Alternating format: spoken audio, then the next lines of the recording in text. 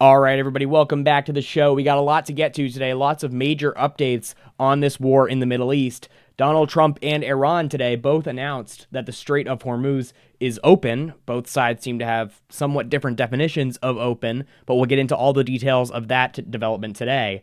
Also, there was a ceasefire reached yesterday between Israel and Lebanon, a 10-day ceasefire, which Israel has already broken, and that Iran is saying is the reason for why they opened the Strait of Hormuz, which is different from Donald Trump's reasoning behind the opening of the Strait of Hormuz. So lots of seemingly developments going on this morning, but some communication gaps still are very apparent between the two sides. So we'll get into all the updates today and so much more on the Quest for Clarity podcast.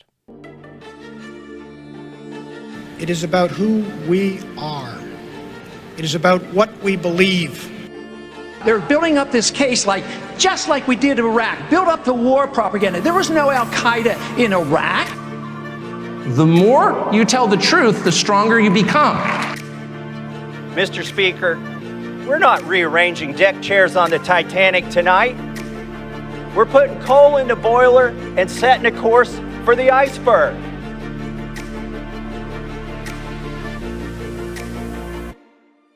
Maybe we should improve the liberty of our own country before we seek to do so abroad. Some of us have paid attention to the fact that the expert class, including the foreign policy experts, lie all the time. The correct answer to this, of course, as it always is liberty.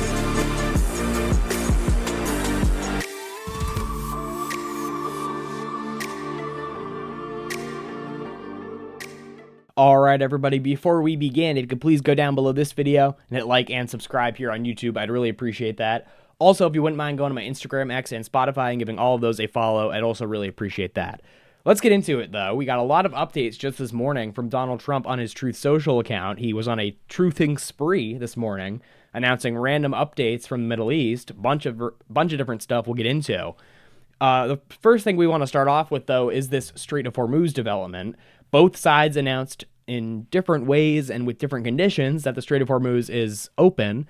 Again, under very different parameters, though. We'll be getting into this here first by reading the Dropsite News article, which goes over the statements from both sides here. It says, quote, Iran's foreign minister Abbas Araghchi declared the Strait of Hormuz, quote, in line with the ceasefire in Lebanon, will be, quote, completely open for the remaining period of the ceasefire in a post on X. Araghchi specified that the strait will be open, quote, on the coordinated route, referring to the path that runs near Iran's coast and Qashem and Larak Islands. President Donald Trump responded by thanking Iran for opening the, quote, Strait of Iran in a post on Truth Social. Shortly after, Trump added that the, quote, naval blockade will remain in full force and effect as it pertains to Iran until ongoing negotiations are complete. Quote, this process should go very quickly in that most of the points are already negotiated. Iran's state broadcaster reported that the opening of the strait is conditional on a Lebanon ceasefire and that the passage of military vehicles remains prohibited, citing a senior military force. So we'll get into this second part of this article as well in a second, because it gets into the kind of disagreements seemingly between both sides, which are confusing. But we had this morning in the United States Donald Trump's Truth Social post where he announced that Iran has agreed to open the Strait of Hormuz. And the framing coming out of the White House was that Iran was basically ceding control of the Strait of Hormuz and giving up any leverage they had in the Strait of Hormuz and allowing it to be completely open for business. All the Gulf states can just ship oil out free of Iranian control. That's not exactly what happened, though. This was the framing from the White House. We had Donald Trump announce this early in the morning, but this came after Abbas Araghchi, in response to the Lebanon ceasefire, said, okay, now that the prior ceasefire points had been met, we will open the Strait of Hormuz in alignment with the first original ceasefire. Now, this is where it gets kind of confusing, because Trump himself said in a separate tweet, again, he had multiple tweets about this morning, he said that this that the opening of the Strait of Hormuz is a completely separate deal from the Lebanon ceasefire. Now, we'll get into more detail about the actual ceasefire between Israel and Lebanon a little bit later, because I want to focus still a little bit on this Strait of Hormuz dynamic, because you'll recall, let's just go back a second. What were the original goals of this war in Iran? Well, they were somewhat unclear. If you watch the show, you know these goals were somewhat unclear, but the broad goals, like the 5 main goals that could have been articulated, were breaking up the Iranian proxies and Iran's ability to support their proxies across the region. The Houthis, Hamas, Hezbollah. This was one of the goals, was to break up their ability to support these proxies around the region that are fighting against Israel. That's number 1. Number 2 was to acquire all of Iran's enriched uranium. Number 3 was to stop their nuclear program as a whole, get concessions that they will stop enriching in the future. There was also the goal to get the ballistic missile and drone programs, at least put limits on those and totally destroy what they have right now. And also a goal that was very clearly articulated by the Israelis and was broadly articulated by Donald Trump was a regime change. These were the 5 main goals going into this war, none of which have been achieved. Iran is still completely able to support the Houthis and Hezbollah, and I believe to a lesser extent Hamas at this point, but the Houthis and Hezbollah are still very much able to get support from Iran. The drones and missiles, the United States has not touched to any significant degree the ability for Iran to produce drones and missiles. That's what they're doing as we speak during the ceasefire. Their facilities to develop these weapons are deep underground in mountains and can't really be touched by traditional just U.S. missile strikes. And the nuclear situation is also where this gets confusing, because this was another aspect of what Trump said this morning. In a separate Truth Social post, Trump said that Iran has agreed to give up all of their enriched uranium, which Iran came out instantly and said, we have not agreed to that. That's not part of anything we've discussed. This is where things are getting confusing now, because this is the problem. This is why it's hard to trust at this point anything that comes out of the United States government in regards to the status of these negotiations. And here is that from Dropsite News. I'm going over that. It says, quote, President Donald Trump claimed on the White House lawn Thursday that Tehran had, quote, agreed to not have a nuclear weapon, and that Iran would, quote, give us back the nuclear dust that's way underground because of the attacks we made with the B-2 bombers. So there's very inconsistent messaging from both sides here, which signals that I don't know how there's going to be a deal here very soon. I could be wrong. This could be projection from one side or another, but these are still the maximalist positions. The United States now shifted, actually, to becoming more maximalist in the positioning. Trump adopted the Israeli position on nuclear.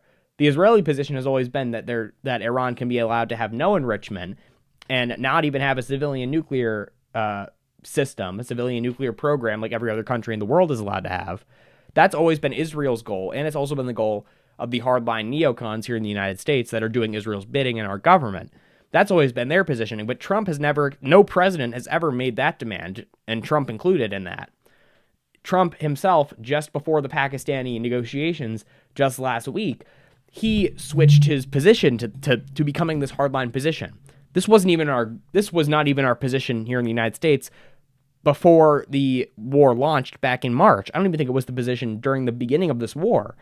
This became the United States' negotiating starting point, which makes it almost impossible for Iran to make a deal, because the hardliners, as we've said throughout this war, the hardliners have taken over the government in Iran. As the first layer of their government has been killed with these airstrikes, the hardliners have moved up, and the people who weren't hardliners before, many of them have been converted to becoming hardliners. And they've said this openly. They're not hiding this. They've learned the lessons that Muammar Gaddafi gave up his nuclear weapons and then got killed. And this is just kind of what happens at this point. That was a terrible precedent to set, and the Iranians and probably many more countries around the world recognize that lesson and aren't willing to risk giving up their nuclear enrichment or their nuclear technology and their right to enrich uranium in the hopes that the United States won't back insurgent groups to overthrow them. They're not willing to do that. They've made that clear. And they made it clear again this morning in response to what Trump said on Truth Social. Trump said on Truth Social again that Iran has agreed to give over all their enriched uranium and not have a nuclear program at all, to which Iran responded, that's not true. They didn't agree to that.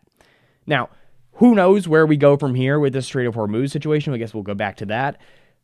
Trump says that the Strait of Hormuz is open in a completely separate deal as a result of completely separate negotiations than the Lebanon ceasefire.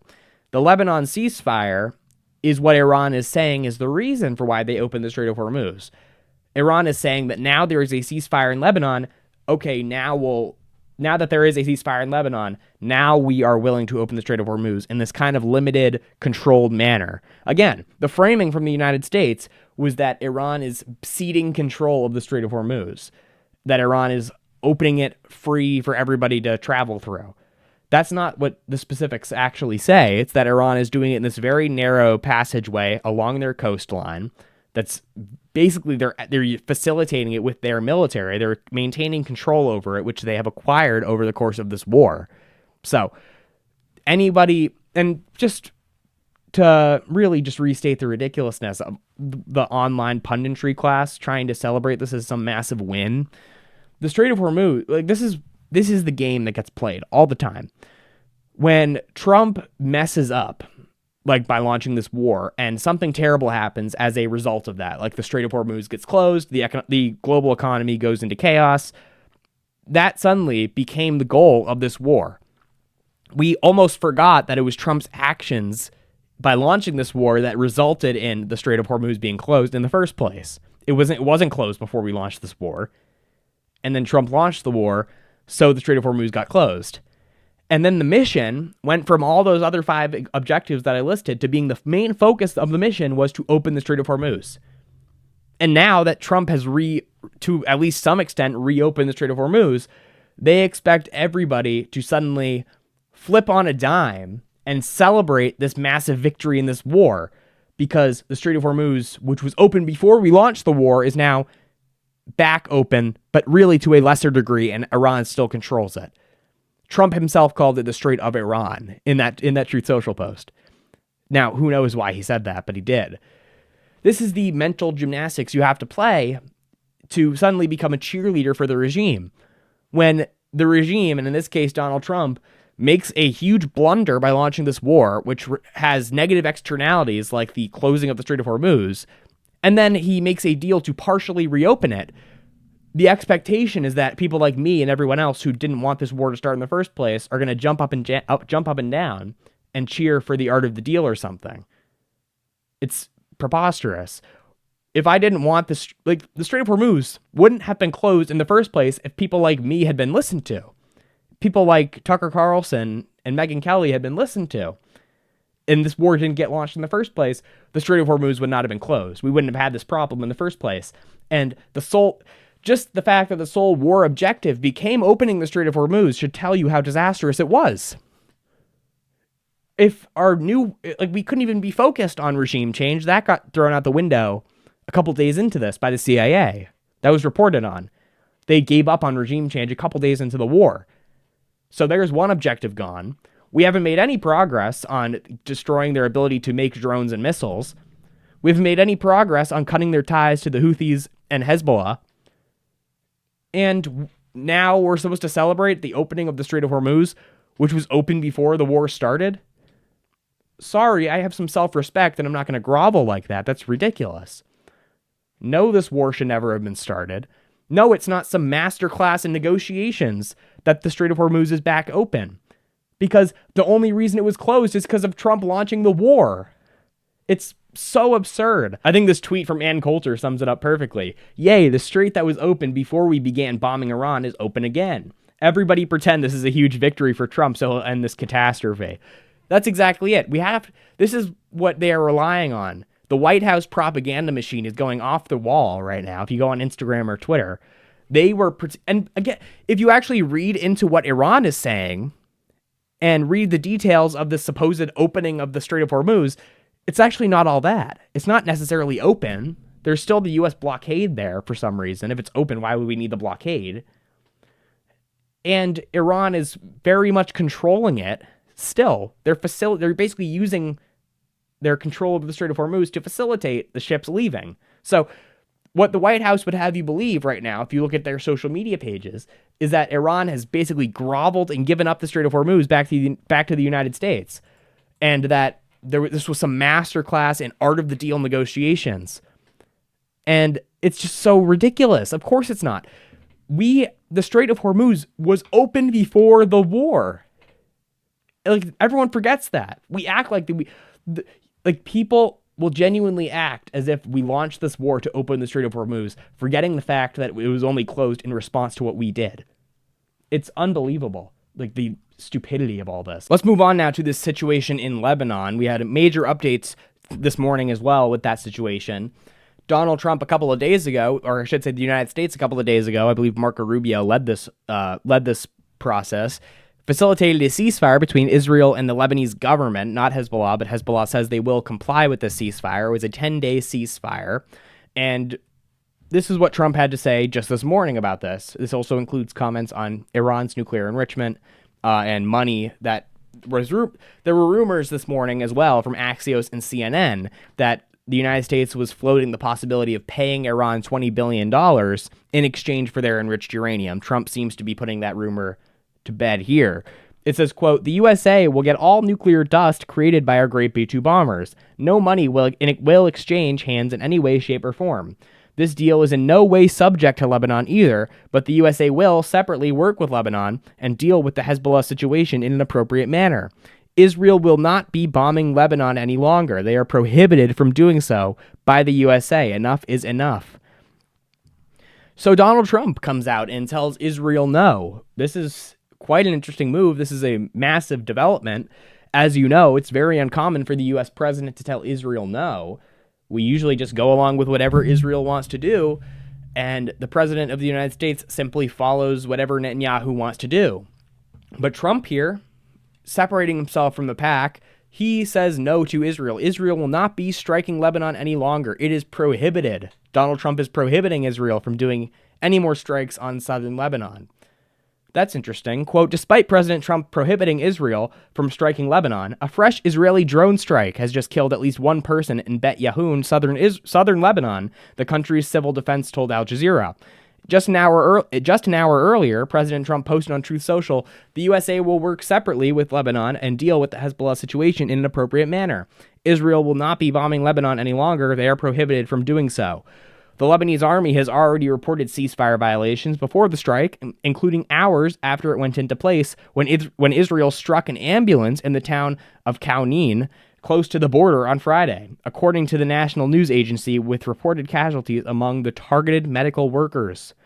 The Lebanese recorded a number of violations of the agreement, with several Israeli attacks recorded, in addition to intermittent shelling targeting a number of villages, it said in a statement.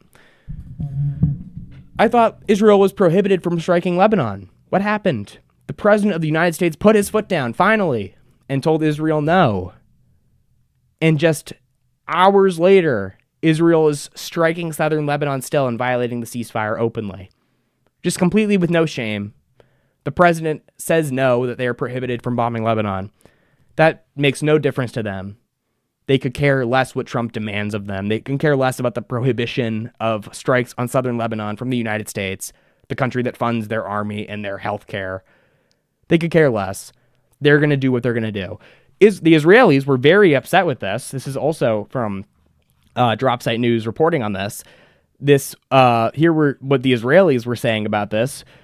After Trump announced the ceasefire, quote, "Israel's I-24 News reported on Thursday evening that Israeli ministers are outraged at Trump's announcement of a ceasefire between Israel and Lebanon. So don't worry, everybody. Things are completely under control. Israel will stop strikes on southern Lebanon." It's totally ridiculous. This is where we are with this war. Where do we go from here? Because, again, in that statement from Donald Trump, in that Truth Social post, where she says Israel will be prohibited from bombing Lebanon, yet they bomb Lebanon, where they say that Iran will give up their nuclear enrichment, even though they haven't agreed to that. He also says that Lebanon is not part of this opening of the Strait of Hormuz, that this is a completely separate situation. We have Lebanon over here, and we have Iran negotiations over here. This is what Trump is saying. This is not the dynamic that Iran is working with, though. Iran says, this is what they are saying. They're saying that they are opening the Strait of Hormuz as long as Israel does not strike Lebanon, as long as the ceasefire is in effect. They opened it in response to the ceasefire. So if that's the dynamic, then which one are we operating under then? because Trump says this is completely separate. So in his mind, if Israel does strike Lebanon still, which they are, and break the ceasefire, and that ceasefire collapses, Trump is expecting that the Strait of Hormuz will stay open. That's not what Iran is saying. Iran is saying we will close the Strait of Hormuz. We are prepared to close it again if the Lebanon ceasefire collapses. So this is where this gets all confusing. It's this mask of agreement and progress and negotiations and diplomatic success that the White House press corps, the White House propaganda is putting out there on social media, on Trump's Truth Social account. We have this statement of progress. You have Fox News running success celebration segments, basically, on their outlet all day. We get the social media brigade basically saying that anybody who is opposed to this war at all has been completely proven wrong, and that the art of the deal has taken effect in the Middle East, even though none of the underlying dynamics are changed at all. Both sides are just as maximalist in their demands. Iran still controls the Strait of Hormuz. They are simply facilitating ships going through. So don't get swept up in these low IQ, dumb propaganda narratives that you see being put out there on social media and on Fox News. It is quite literally government propaganda. It is state-run television, state-run social media, trying to convince you that everything's fine, and that this isn't a massive blunder. They're trying to convince you of that. This is a massive blunder. This is a massive mistake that is going to have massive reverberations. Trump said it himself, the Strait of Iran. Are we ceding that Iran now owns the Strait of Hormuz? Because that's what it seems like from what Trump was saying, and that's what it seems like from what Iran is saying. Iran is under the impression that they're going to be able to keep control of the Strait of Hormuz. Is that the dynamic going forward? And by the way, I want the United States to get out of this now. I'm not advocating that we go to war until we regain control of the Strait of Hormuz. It doesn't really affect us actually that much. As long as we don't go to war endlessly with Iran, that doesn't really affect us that much. We can live with Iran controlling the Strait of Hormuz. But you can't tell me that's a win if that's what we come out of this with. You'd have to admit this is not a great result of this war. What did we go to war for exactly if we're just going to leave with less territorial influence in the region than we had at the start of the war? People are very interested in maintaining this state propaganda machine, just keeping it pumping endlessly for this war. They're trying to convince you that this is a masterclass. It's not. It's ridiculous. Don't buy the propaganda. Go listen to some independent media. Do your own research on this. Actually look into what's really happening here. Don't turn on Fox News and listen to every host lie to your face for 24 straight hours. It's have some self-respect is all I will say on that front. And I think that is all there is really to cover today. I did mention there is that small story that seems to have been put to bed at this point. It was reported by Axios and then CNN today that the United States is considering a cash-free uranium deal of about $20 billion. Trump says that's not true. I don't know. This is Barack Ravid reporting this from Axios. We don't have much more than a scoop from Barack Ravid on this at this point. So if there's more information on that in the coming days, be sure to tune back in here to the show. We will be sure to update you guys all on this story. But that's where we'll end it off for today. Thank you guys so much for watching. Please be sure to go down below and hit like and subscribe here on YouTube, and also go to my Instagram, X, and Spotify, and I will see you guys in the next episode. Have a good day. It is about who we are. It is about what we believe. They're building up this case just like we did in Iraq. Build up the war propaganda. There was no Al-Qaeda in Iraq. The more you tell the truth, the stronger you become. Mr. Speaker, we're not rearranging deck chairs on the Titanic tonight. We're putting coal in the boiler and setting a course for the iceberg.